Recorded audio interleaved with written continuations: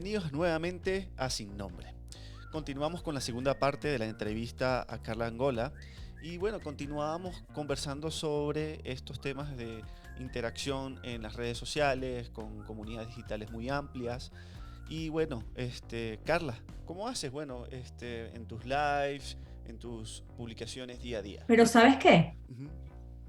Ahora lo que estoy haciendo es incorporar en los live, siempre y cuando el invitado me lo permita, incorporo a la gente. Ya no son solo mis preguntas, sino que lo he practicado ya en varios live y si hago un live sobre inmigración, le pido permiso al abogado para que la gente le haga su pregunta de manera verbal. Y es una belleza la interacción. Eso es Es buenísimo. decir, esos ogros que tú ves a diario que te escriben cosas terroríficas, Ujú. no aparecen en esos cara a cara, Ujú. porque obviamente el que critica y no tiene base no es un cobarde. Claro. La gente de verdad, y tú te das cuenta cuáles son tus seguidores de verdad, cuál es la valía de tus seguidores, que a veces se ven opacados, ¿sabes? Que cuando hay escándalos sale el que se pega en estas narrativas, pero el que se mantiene allí en los márgenes es el seguidor real al que le interesa sacarle provecho a lo que no te interesa, no le interesa adversarte, le interesa es sacarle provecho a lo que tú le quieres contar. Claro. Y esos son los que aparecen allí y para mí ha sido una prioridad incluirlos en la medida de lo posible en las interacciones, Qué para que ellos de interesante. viva voz se expresen, sí. Qué interesante. Y mira, y justo quiero hacerte una pregunta ya relacionada un poco a la plataforma como tal, porque se habla ahora de economía digital, se habla también de modelos de negocio online y offline. Entonces, ¿cómo manejas tú estos nuevos modelos de negocios? ¿Tienes una cuenta verificada? Meta, o sea, monetizas con Meta, ¿cómo haces? ¿Mezclas modelos de negocios? Es una pregunta bastante interesante porque tenemos, ojo, quienes nos van a escuchar también son estudiantes y Ujú. quieren saber exactamente qué pasa cuando una persona tiene una cuenta verificada, qué pasa con la plataforma, cómo se trabaja con la plataforma, monetizas de alguna forma y cómo mezclas estos modelos de negocio. Esa pregunta es fantástica, porque hay quienes pensarán que cuando tengo 3.200.000 personas de seguidores, soy millonaria, es decir, la plataforma me paga miles de dólares. Y no es verdad, Instagram no me paga absolutamente nada. Y les voy a contar por qué. Yo todavía me hago esa pregunta, porque tengo otras figuras dentro de la plataforma que reciben una compensación interesante, por ejemplo, por los Reels. Yo nunca estuve montada en esa ola de los Reels, en ese grupo privilegiado que recibió dinero de Instagram. Recuerdo que en algún momento la plataforma me dijo, estás autorizada a recibir $250 por un live. Era como varias etapas, te pagaban por unos 150, por otros 250, pero hasta allí, creo que fue 3 veces, pero nada más. Es decir, esos miles de dólares que algunos reportan, a mí no han entrado en mi cuenta. Lo que hace Instagram ahora, yo lo he consultado con varios expertos en redes para saber por qué, porque hay cuentas que tienen 10.000 seguidores y ganan muchísimo más dinero que yo. Entonces, todavía no comprendo cuál es el criterio por el cual Instagram paga a algunos por encima de los otros. Quizás tiene que ver con temas de entretenimiento, los míos son temas más espinosos, más políticos, no sé si eso tendrá que ver en este sentido, pero lo que sí te permite Instagram ahora es que tú tengas suscriptores que paguen un monto pequeño. Yo de hecho acabo de abrir la suscripción todavía no les he planteado que voy a hacer distinto, ¿no? A lo que ya es público, pero sí abrí la suscripción y sin yo haberlo anunciado ya hay un montón de gente que me está dando una propinita allí que yo valoro tanto, no saben cómo la valoro, porque todavía no lo he anunciado y no lo he anunciado porque todavía no sé qué información con valor agregado les puedo dar de manera íntima, ¿no? De manera privada. Pero hay gente que se ha unido de manera voluntaria y lo hace por absoluta solidaridad y yo lo agradezco. Por ejemplo, cuando hago un live, te da la oportunidad de comprar propinas Ujú. para el que está haciendo el live. Y eso sí lo he recibido. Hay bastantes personas que me dan propinas cada vez que hago un live, pero eso no viene de Instagram, viene de la gente que quiere hacer ese aporte porque quiere agradecerte lo que estás haciendo por ellos, ¿sabes? Abrirle los ojos en un tema que quizás no conocían o dedicar tu tiempo a investigar sobre un asunto para el que ellos no van a tener el chance de investigar porque están ocupados en otros oficios y ese es nuestro trabajo, ¿no? Entonces, en verdad no hay una fórmula única para todas las cuentas de Instagram. No entiendo todavía cuál es el criterio de Instagram. No he tenido el tiempo, tampoco he enviado algunas comunicaciones como para que me expliquen, pero no he recibido una respuesta satisfactoria en verdad. Mi modelo de negocios en Instagram es que yo tengo clientes en Instagram. Es decir, yo hago entrevistas, pero la única condición es que yo no voy a ponerme a vender cualquier cosa en Instagram, porque mi intención no es vender, mi intención es instruir y aportar información. Es decir, si un cliente tiene un servicio que pueda ser útil para mi audiencia, que no necesariamente la audiencia pueda obtener algo solo si hace negocio con ese cliente, sino que un follower Ujú. que nunca va a firmar un contrato con ese cliente, escucha ese live y se lleva información de utilidad. Ese es el tipo de clientes que yo quiero. Por eso hago live sobre inmigración, hago live para instruirte sobre el parole, hago live para temas de salud, hago live para asesoría económica, porque sé que cualquiera, sin pagar absolutamente nada y sin firmar ningún contrato con ese cliente, va a responder dudas que tenía sobre el manejo de finanzas personales o cualquier tema que se te pueda ocurrir. Entonces, ese es mi modelo de negocio, pues digamos, que yo tengo, hago publicidad, pero es una publicidad que sea de valor, que sea de contenido útil para la audiencia. Esa es la condición que no negocio con ningún cliente. Claro, no termina Y siendo, perdón, un infoentretenimiento, sino termina siendo una no, para nada, no, información no, no, no. completamente competente alrededor de... Competente y ese cliente es exprimido en ese live. Es decir, es exprimido, quizás no va a cerrar todos los contratos que desearía, okay, pero les va muy bien, obviamente, porque si no seguirían conmigo.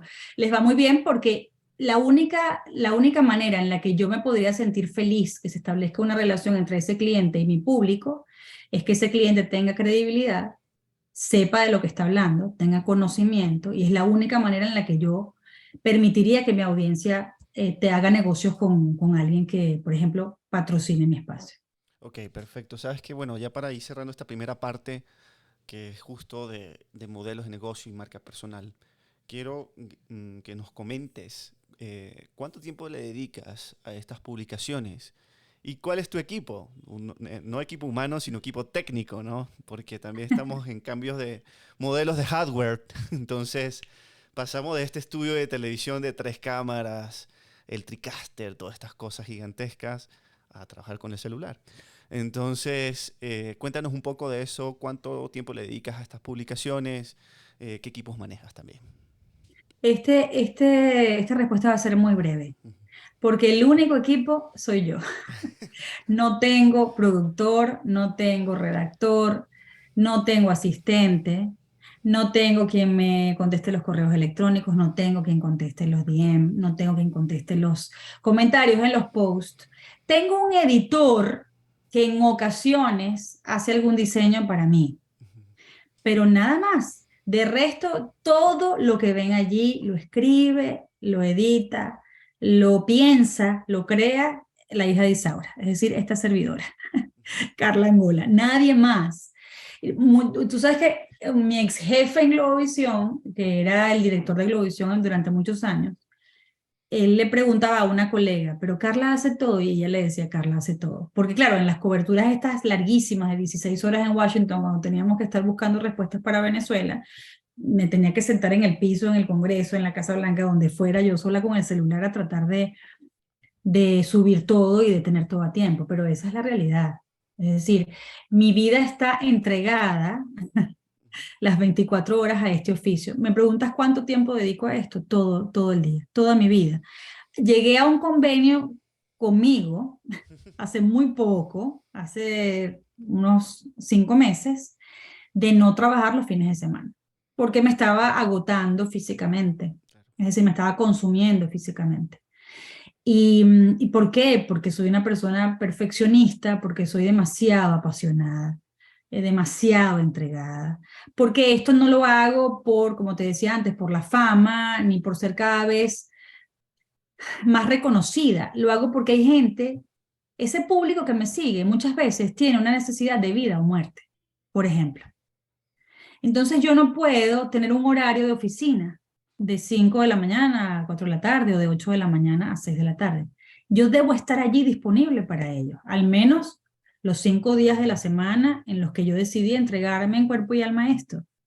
Hay gente que tiene que hacer una denuncia porque si no asesinan a su familiar en un calabozo en Venezuela. Y por supuesto que hay muchísima frustración de mi audiencia porque yo no puedo estar en todo el tiempo. Se me escapan muchísimos temas, se me escapan muchas injusticias en las que no puedo asistirlos. Y esa es una de mis grandes frustraciones. Pero como el mundo sigue girando y yo no puedo atenderlo todo, lamentablemente yo no puedo resolverlo todo, eso también lo entendí, porque llega un momento en que tú crees que debes estar allí hasta culminar, hasta la última solicitud. Y no es verdad, el cuerpo no te da, la mente no te da, ya la edad tampoco te da con tanta agilidad. Entonces decidí obligarme a tomar 2 días de reposo, pero en verdad ese es el nivel de compromiso. Claro. Y yo ahora no tengo equipo no porque quiera trabajar sola. Me encantaría tener un equipo, pero ahora no tengo la capacidad para tener ese equipo. Es decir, hay muchas cosas que quiero hacer porque me gusta hacer las cosas bien Ujú.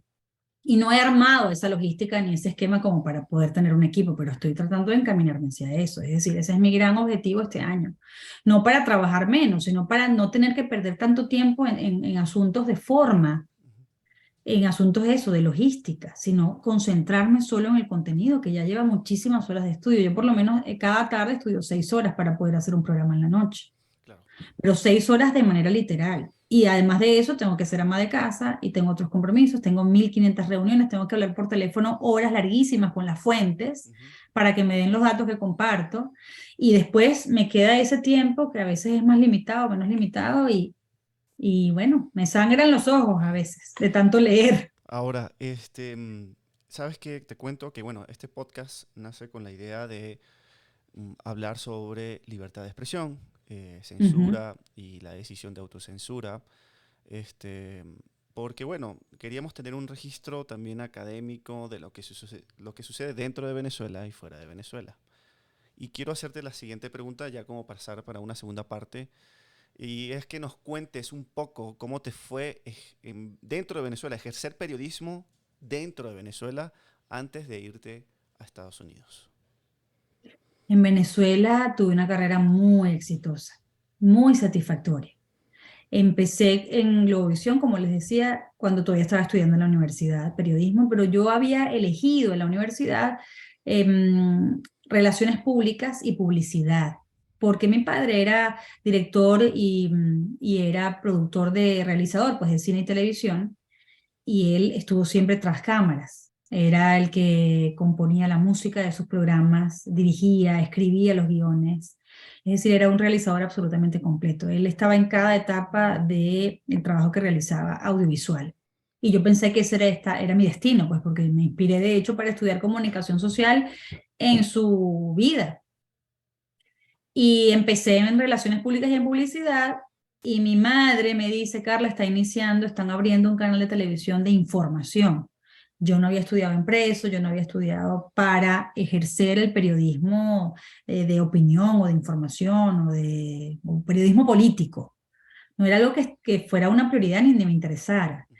pero me pareció que era una buena sugerencia empezar en un canal en el que iba a surgir con el canal, porque todo estaba por hacerse, entonces era maravilloso, era un absoluto privilegio.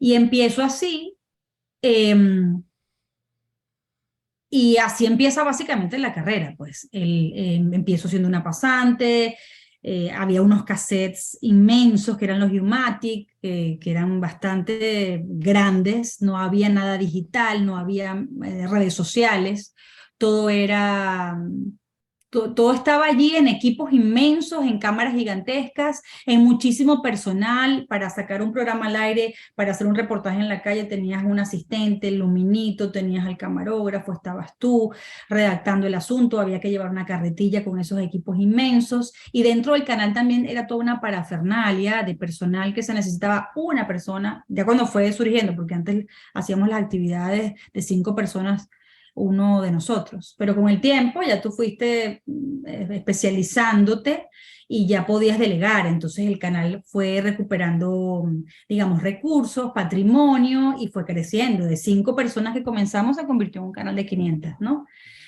Y allí hice una carrera que de verdad me permitió desarrollarme en todas las áreas del periodismo. Entendí en lo que entré allí que yo estaba enamorada del periodismo. que quizás allí fue donde encontré mi vocación.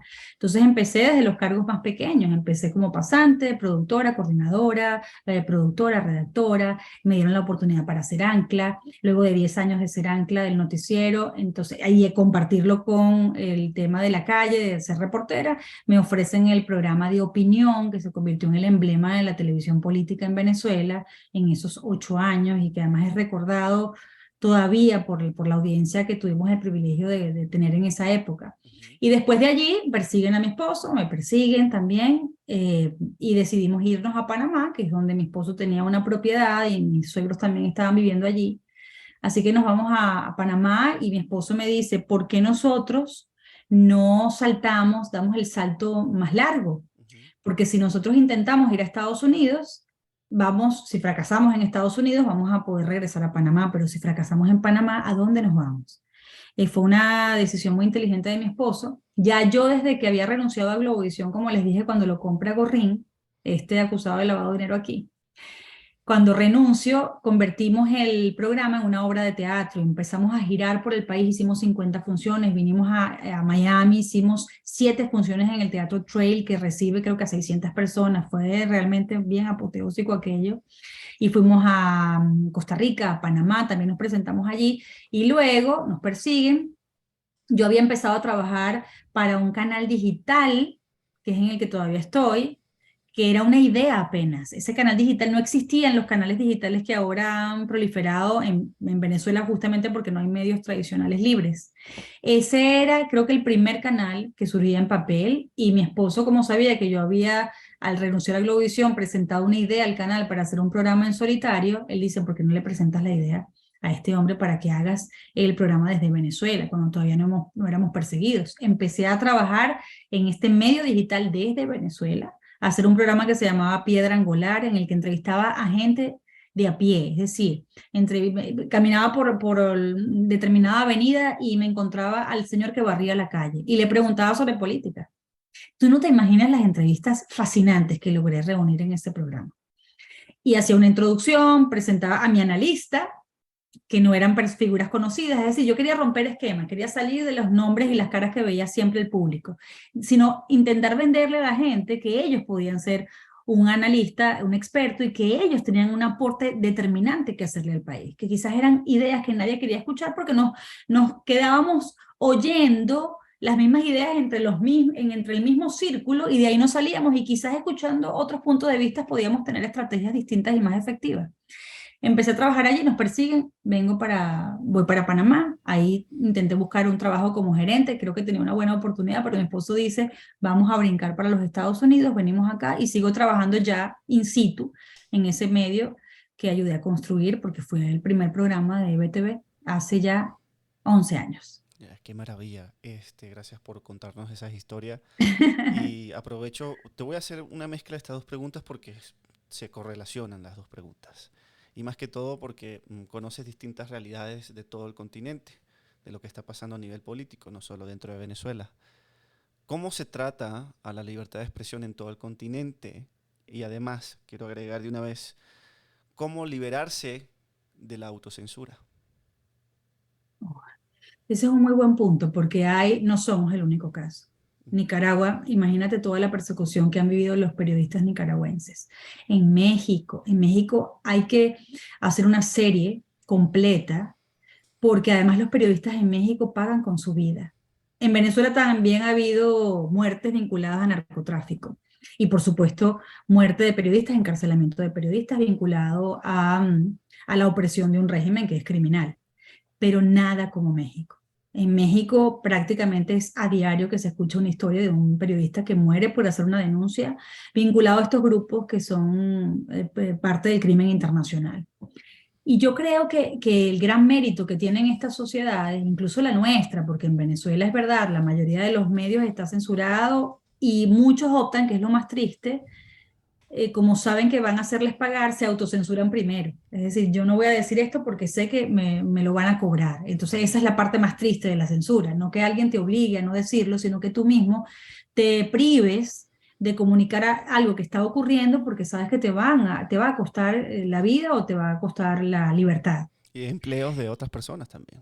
empleos de otras personas o, por ejemplo, que cierren el medio y que deje sin trabajo a tantos más. Entonces es un círculo muy difícil de superar, pero aún así hay voces muy valientes desde Venezuela y que quizás tú no ves en los medios, pero muchos de los datos que yo puedo compartir en mis redes sociales o en el canal en el que trabajo, la fuente son muchos de esos periodistas que ahora no pueden hablar allí, pero que están dispuestos a compartir, a ser nuestros ojos, nuestros oídos, para que en plataformas más seguras, porque tampoco tienes el 100% de garantía, en plataformas más seguras, en latitudes menos peligrosas, tú puedas difundir la información que ellos están investigando allí.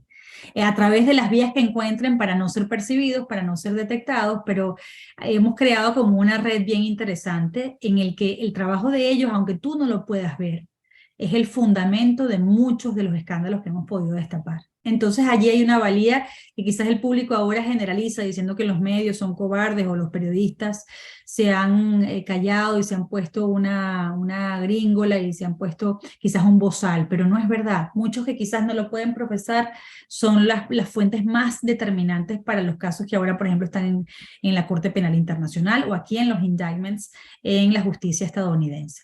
Entonces hay una realidad y es que a pesar de esa censura, estos medios que se abrieron afuera, porque cuando salgo nunca pensé, más bien tú sientes un poco de culpabilidad, ¿cómo es posible que no me quedé? Pero no me quedé porque mi esposo hubiera estado 10 años en un calabozo y quizás no lo hubiera contado. Son temas que ya te ponen en ese debate. Por supuesto que la patria siempre va a ser importante, pero puedo serle más útil a la patria estando fuera de ella. Y eso lo entendimos con los años. En el momento yo me sentí absolutamente culpable de no quedarme allí.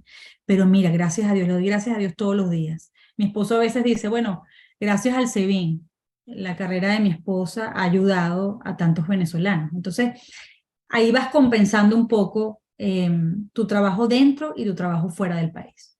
Claro, no, más bien magnífica tu respuesta porque sí, es lo que está pasando. Incluso pasa acá en Ecuador, o sea, ahorita estamos en un momento Ujú, bastante tenso alrededor del gobierno actual de Guillermo Lasso.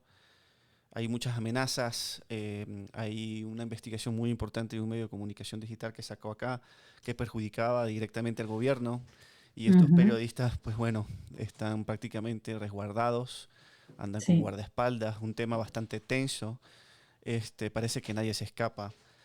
Entonces, es una reflexión súper importante, me quedo con esas reflexiones que tú hiciste. Pero te interrumpo un segundo Ujú, porque hay un dato que es vital. ujú, El régimen está intentando bloquear, y lo ha hecho, páginas web, canales de televisión que han salido de la parrilla de las claro, cableras internacionales. ¿Qué podría hacer el mundo para ayudarnos? Abastecer a estas naciones con una conexión a Internet que no dependa de estos regímenes. claro.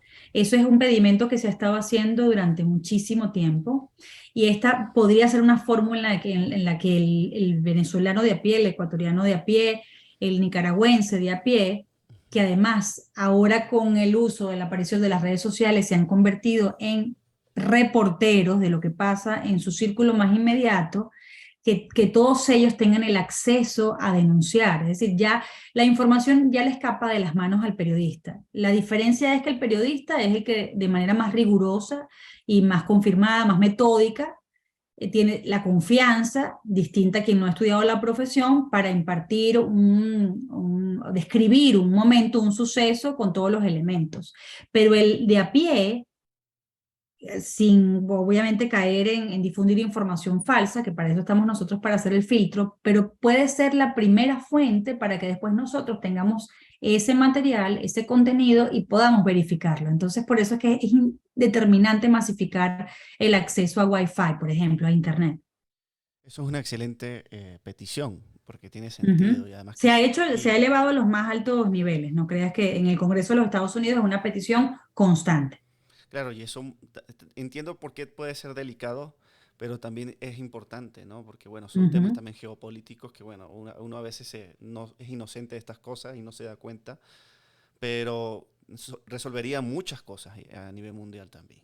Y ya quiero pasar para la última parte, Carla, porque es la última pregunta. Ok. Como te comenté en un principio, el podcast también está buscando una forma de dar consejos acerca de este Ujú. perfil que actualmente debería tener este profesional que está pasando, iniciando por la carrera, pasando por una pasantía, terminando la carrera, estando en un país como, digamos, donde no hay unas garantías dentro y está estudiando esta carrera? Entonces, para ti, ¿cuáles son estos, digamos, estas habilidades, cualidades que debería desarrollar este profesional del periodismo actualmente? Dentro de los países que ahora están bajo sistemas que no son libres. En general.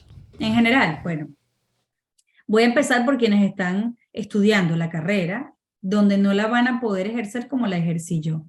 Voy a empezar por allí. Porque el periodismo que yo pude desempeñar en Venezuela fue libre hasta el último segundo. Es decir, yo tuve esa gran oportunidad. No porque no hubiera censura durante toda mi carrera dentro de Venezuela, sino porque yo estaba respaldada por un medio que quería rebelarse contra eso. Y eso ya no se ve tanto en este momento. Es decir, yo tenía ese gran compañero, codo a codo, juntos, Globovisión y Carlangola en ese momento, y todo el personal, estábamos dispuestos a ir a hacer un muro de contención contra el tirano. Y nos imponen multas millonarias. A mí me impuso el CENIAD una multa que me fue muy difícil intentar pagar. Gracias a Dios tuve el respaldo de quienes me ayudaron a hacerlo, pero prácticamente me había arruinado económicamente esa multa. El canal recibió multas, recibimos atentados, tuvimos que salir corriendo por el techo del canal porque venían las hordas chavistas, estas hordas, digamos, violentas del régimen a amedrentarnos ya físicamente, a hacernos daño físico. Lanzaron excremento contra el canal, lanzaron bombas molotov que destruyeron los vehículos de todos nosotros que estaban estacionados dentro de la quinta, donde estaba la sede de Globovisión, y así muchos eventos más. Pero a lo que me refiero es a que aún así Globovisión se mantuvo hasta el último día, hasta el día de su venta, como la gran tribuna y plataforma y bandera de la libertad de expresión. Entonces, ahora lo que yo le recomiendo a quienes no van a contar con esos medios, por lo menos no tradicionales, y probablemente los digitales lo hagan con mucha cautela, el difundir información. Incluso los digitales que lo hacen tratan de resguardar el nombre de los periodistas. Es decir, hacen la publicación de una crónica o de un trabajo de investigación bajo el nombre del medio, para no inducir la persecución personal de quien escribió esa nota. Entonces, hay diferentes modalidades. Lo que yo les pido, el primer consejo que les doy es que busquen un medio de comunicación social que tenga ética, mística y valores, que haga el máximo esfuerzo posible por entregar información que realmente incluya todos los puntos de vista. Información que sea corroborada, que se proteja no opinando, pues habrá que protegerse sin opinar. Eso también es válido porque está la información como la información y ya está. Y ese podría ser un gran escudo para quienes quieren seguir haciendo información y periodismo en países que tengan estos sistemas. Aunque para un sistema que no quiere que se difunda lo que está haciendo, eso no va a ser suficiente, obviamente. Porque ahora en este desfalco, muchos medios lo están publicando dentro del país porque al régimen le conviene que este desfalco se conozca, porque lo quieren exponer como un crimen que ha cometido solo un sector y que no involucra a todos los demás. Entonces quieren hablar de esto como una excepción a un grupo que sería ese minúsculo grupo el responsable de que en Venezuela no haya salarios dignos y no haya una prosperidad económica, que es lo que la gente está esperando. Es decir, lo están utilizando ahora como una excusa para decirle, contarle al país por qué el país no funciona de la manera en la que se esperaría. Pero ahora están abriendo la información solo por ese motivo. Yo creo y estoy convencida de que los medios deben sacarle el máximo provecho en este sentido. Denuncien y aprovechen la información que emana de los mismos medios oficiales, porque todo eso que están contando es verdad. Ahora, lo que no están contando es que ellos son cómplices de eso que están ahora develando, ¿no? Pero aprovechen y sáquenle el mayor interés a esta información. Eso sería el segundo consejo de de este momento para quienes están estudiando periodismo en Venezuela. El tercero, si ustedes quieren, por ejemplo, desarrollar su carrera en redes sociales y creen que por hacerlo de manera independiente, eso los blinda, los protege y los salva, no es cierto. Obvio que todo lo que digan allí va a ser sujeto al criterio, al juicio de quienes están en el poder. Entonces allí tienen que aprender también a ser cautos. No es No se trata de dejar de decir, de autocensurarse, es de buscar maneras más inteligentes, más creativas de decir lo mismo, sin exponerse a un riesgo. Entonces creo que en este aprendizaje, porque eso también nos permite evolucionarnos, ¿ah? Nos permite ser más, tener más inventiva y buscar otras alternativas de informar. Y yo no, yo le veo a esto incluso un aspecto positivo dentro del horror, porque creo que nos ha hecho periodistas más habilidosos. Entonces encuentran la manera de decir lo que tengan que decir sin exponerse demasiado y al mismo tiempo prepárense desde el punto de vista académico en el aprendizaje de otros idiomas como si desde ahora pudieran trabajar en un país libre. Ujú. Ese es mi mayor consejo, mi consejo más, creo que el más importante. Prepárense como si pudieran ustedes decir todo lo que quisieran decir en los medios que no son libres en este momento en sus naciones. Claro. Porque en verdad las realidades pueden cambiar de un momento al otro. No sabemos cuándo esto se va a transformar y ustedes van a estar listos para ese momento. Además, con la calidad profesional y humana que el país va a requerir para un momento de reconstrucción. Muchas gracias, Carla, por acompañarnos en esta hora, que se alargó de media hora a una hora. Fue una conversación Sí. bastante interesante. Quiero agradecer tu tiempo. Escucharon consejos muy importantes y además también qué está sucediendo dentro de este mundo de economía digital en plataformas como Meta, que exactamente, porque la misma Carla nos contó durante el podcast qué hace, qué está pasando, porque unos no monetizan y otros sí no. Entonces esto fue bastante interesante. Agradezco tu tiempo. Gracias por estar acá con nosotros en Sin Nombre. No, es un placer para mí. Siempre que quieras invitarme, Luis, aquí me vas a encontrar. Y más aún si es para ayudar a estas nuevas generaciones que vienen con más capacidad que la que tenemos nosotros, porque ellos nacieron en este mundo tecnológico. Nos llevan una gran ventaja. Sáquenle absoluto provecho y más bien enséñennos ustedes a nosotros cómo continuar en este camino.